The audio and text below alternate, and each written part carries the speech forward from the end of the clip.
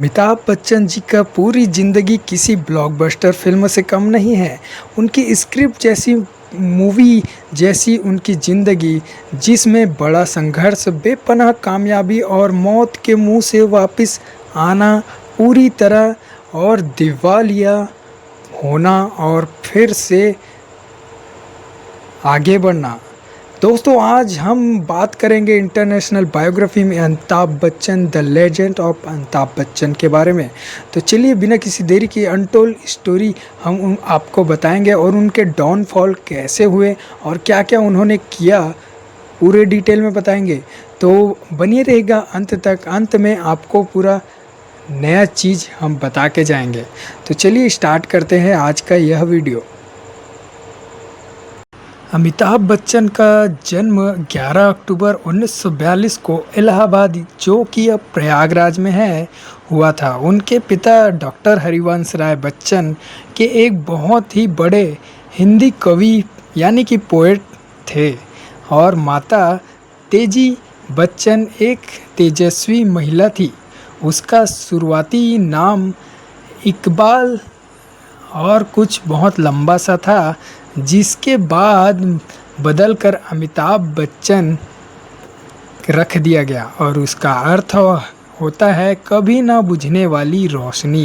Hello दोस्तों, स्वागत है आपका इंटरनेशनल बायोग्राफी में। और पहली नौकरी उन्होंने दिल्ली यूनिवर्सिटी से पढ़ाई पूरी करने के बाद उन्होंने पहले सिविल सर्विस का एग्ज़ाम दिया, पर क्लियर नहीं कर पाए।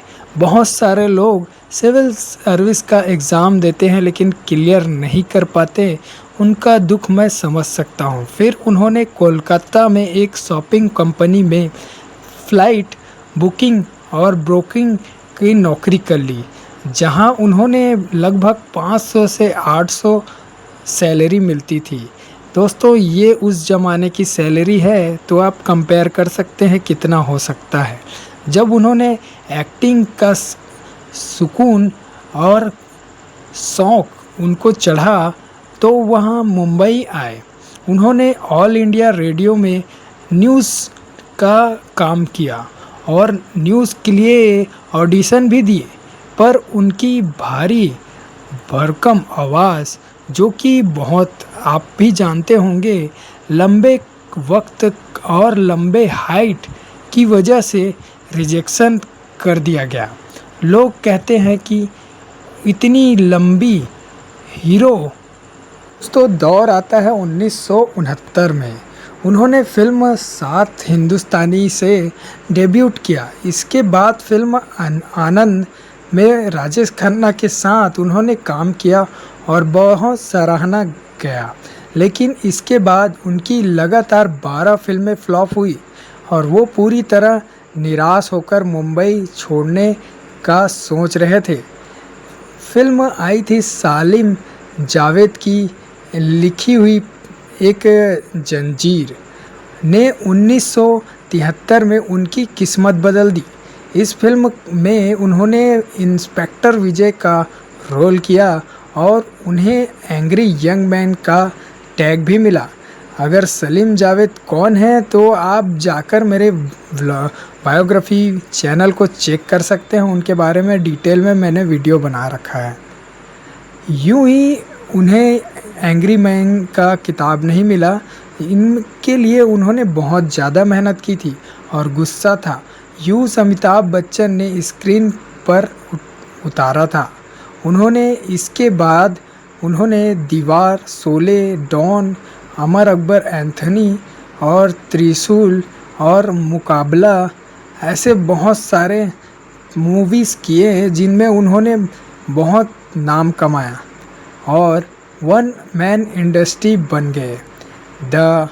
1973 में ही उन्होंने एक्ट्रेस जया भादुरी से शादी की।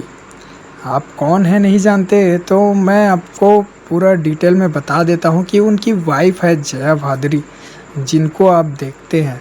26 जुलाई 1982 को बेंगलोर में फिल्म कूली की शूटिंग के दौरान एक एक्शन सीन में उन्हें पेट पर बहुत गहरी घाव यानी कि चोट लग गया और ये आप जानते होंगे, कूली मूवी देखे होंगे तो उनका बहुत खून बह गया और उन्हें सीनियर इंजरी हो गई और डेड तक घोषित कर दिया गया था। जी हाँ दोस्तों, उन्हें मरा हुआ भी घोषित कर दिया गया था। पूरा देश उनके लिए दुआ कर रहा था कि इंदिरा गांधी से लेकर आम आदमी तक उनके लिए मंदिर मस्जिद जा रहे थे। डॉक्टर ने उन्हें आध्यात्मिक और मेडिकल चमत्कार के चलते दोबारा जिंदा किया। ये अपने आप में ही एक चमत्कार है कि उनको बचाया जा सका। जब वो ठीक होकर घर लौटे तो उनका स्वागत एक नेशनल हीरो के तरह हुआ। अपने दोस्त राजीव गांधी के कहने पर उन्होंने 1984 में इलाहाबाद से लोकसभा चुनाव लड़ा और बहुत बड़े मार्जिन से जीत भी हासिल की। जी हाँ दोस्तों, अमिताभ बच्चन ने पॉलिटिक्स भी किया है, पर राजनीति में उन्होंने रास नहीं आई। बिफोर स्कैंडल में उनका नाम घुसता ही चला गया, जिसके बाद में कोर्ट ने उन्हें पूरी तरह बरी कर दिया और उन्होंने 3 साल बाद रजिस्ट्रेशन दिया कि और उनकी फाइनेंशियल कंडीशन का डाउनफॉल वहीं से शुरू हुआ। 1990 के आखिरी दौर में उन्होंने सबसे बुरा समय आया। जैसा हमने पहले बात किया था, उनकी कंपनी ABCD डूब गई। जी हाँ दोस्तों, उनकी कंपनी डूब गई। उन पर 90 करोड़ का कर्ज हुआ और उनका घर बिकने की नौबत आ गई थी। जी हाँ दोस्तों, उनके पास काम तक करने को नहीं था। अब बड़े सेलिब्रिटी का यही होता है कि वो छोटे मोटे काम भी नहीं कर पाते। उन्होंने यश चोपड़ा से काम मांगना और मोहब्बतें जो कि 2000 में आई थी, जो कि सुपर हिट रही, वहाँ से उनकी शुरुआत हुई। इसी साल उन्होंने टेलीविज़न पर कौन बनेगा करोड़पति, जिसको कौन नहीं जानता, 7 करोड़ वाली जो लाइन थी वो यहीं से मिली थी। KBC होस्ट करना शुरू किया। KBC ने उन्हें हर घर का बिग बी बना दिया। उन्होंने मेहनत करके अपना सारा कर्ज चुकाया। दोस्तों, ये अपने आप में कम बैक होता है। 2005 में एक आंधी और बिहारी लड़की के टीचर का रोल किया। पा में अपने ही बेटे अभिषेक बच्चन के बेटे बनकर उन्होंने बहुत अच्छा रोल किया। बहुत सारी फिल्में ऐसी आईं। अमिताभ बच्चन जी को भारत सरकार द्वारा पद्मश्री और पद्म भूषण और पद्म विभूषण से नवाजा गया। उन्हें इंडिया सिनेमा का सबसे बड़ा सम्मान दिया गया, द पलक अवार्ड से भी सम्मानित किया गया और उनके सबसे ज़्यादा 4 नेशनल फिल्म अवार्ड भी शामिल हुए। तो दोस्तों, अमिताभ बच्चन की कहानी सिखाती है कि चाहे अब आप कितना भी ऊंचे उड़ लो, लेकिन गिरना तय है, गिरना हो सकता है, पर असली पहचान तब बनती है, इस बात से बनती है कि आप काम क्या करते हो और गिरकर उठते कैसे हो दोबारा। यही हमें सिखाता है कि हमें कभी ना हमेशा तैयार रहना चाहिए। किसी न किसी वक्त में हमें कुछ न कुछ ऐसा मोड़ मिलेगा जिसमें हमें डाउनफॉल देखने को मिलेगा। उसके लिए हमेशा अपने माइंड को तैयार रखो और आगे बढ़ते रहो, कोशिश करते रहो। एक न एक दिन आप आगे ज़रूर जाओगे।